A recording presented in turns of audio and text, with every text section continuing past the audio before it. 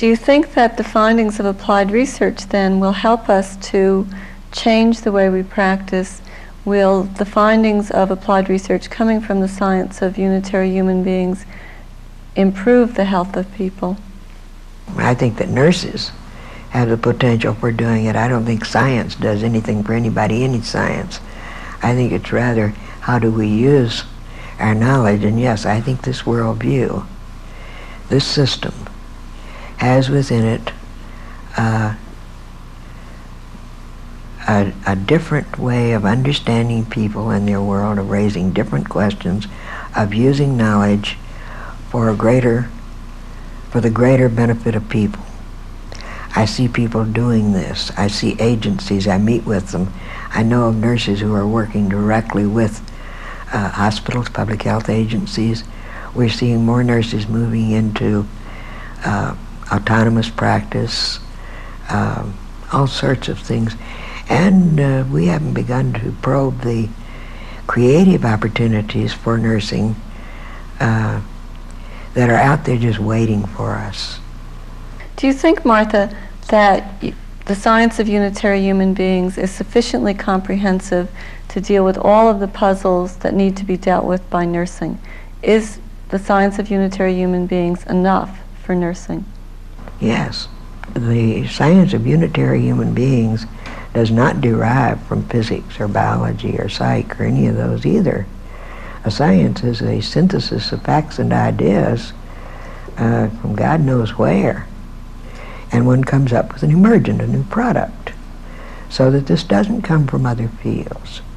And as I say, it also ties in with new knowledge that is accelerating in terms of the world we live in and people. It's great. There have been some criticisms of the science of unitary human beings. Most of those are leveled at the level of abstraction, that the system is so abstract that it's difficult to know what a manifestation of pattern would be. How do you respond to those criticisms? We see everything as a manifestation of pattern. You see, if you define human beings as irreducible energy fields, and environment as an irreducible energy field, and these of course are infinite and integral with one another,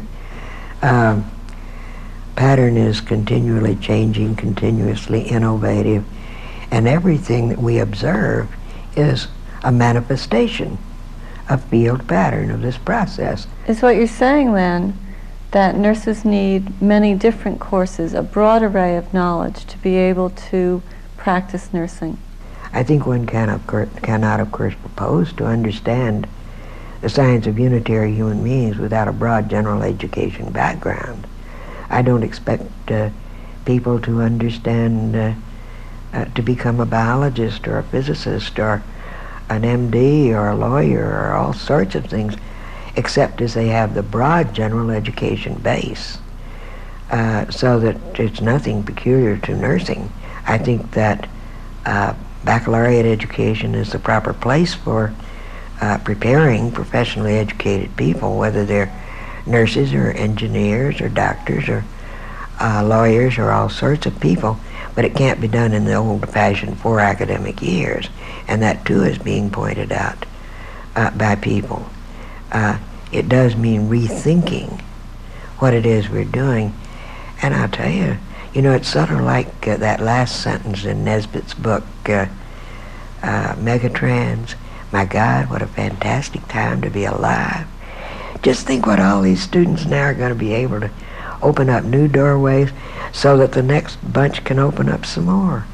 What doors, Martha, do you think that your students and my students will open by using the science of unitary human beings, by doing research within that abstract conceptual system?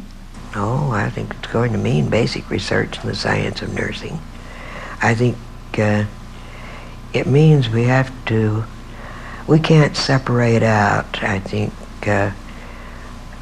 pockets in terms of education and resources and all of these other things. Sometimes people want to make little pockets and not have things mix up.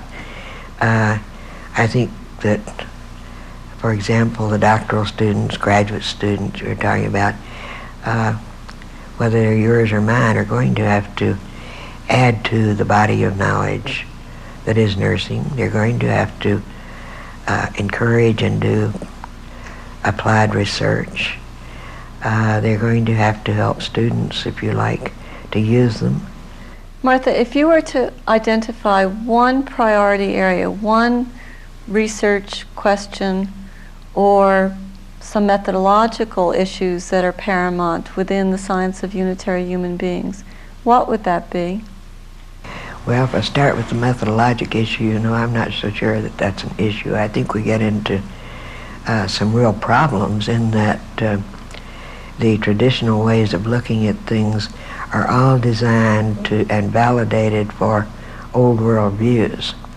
Now, that does not make them valid for a different worldview or a different phenomena.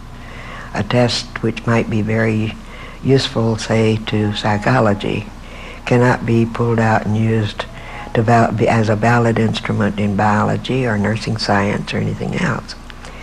And particularly with the holistic trends that are ongoing, no matter what field they're in, this itself says they're going to have to be new tools. Now here we do have people who have already and are in the process of developing tools that will be validated and made reliable in terms of this system. What's next for you, Martha? Where is your work going from here? Well, I think that the first thing I have to do is to get the book that I should have had finished a good while ago, finished and off the press. Following that, I expect to do a follow-up book which will deal with the utilization of nursing science as part of an undergraduate and graduate curriculum.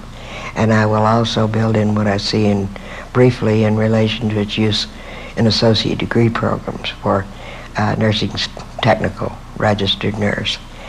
I think that I do know there are two people who are working on a book for its application in terms of practice, which I think will be helpful. I will continue to talk as long and as often as people ask me here and in other countries, and then there are other articles and things that need to be written. There are all sorts of things to do. The problem is to find time to do them. I am also extremely interested in getting people moving in relation to nurse astronauts, because certainly nurses are going to be working in outer space in another decade. They've been being prepared for a long time. We need to get moving some more. All of these are part of where we're going to be, and we need to be developing creative ways of doing things like, well, already there are things like daycare centers for the aged, sick children centers that when the child can't make it to school, that would be entirely nurse-directed, nurse-operated. We need to be more creative in how we dream up ways of using our knowledge. And you're going to help us to be I'm going to do everything I can, but the ideas, they're multiple all over the place. Nurses are loaded with them. But they've got to say them, they've got to act on them. And I'd like to thank you so much for being willing to talk to us and to share your ideas and how you came to be where you are and came to be who you are. Thank you so much. You're welcome.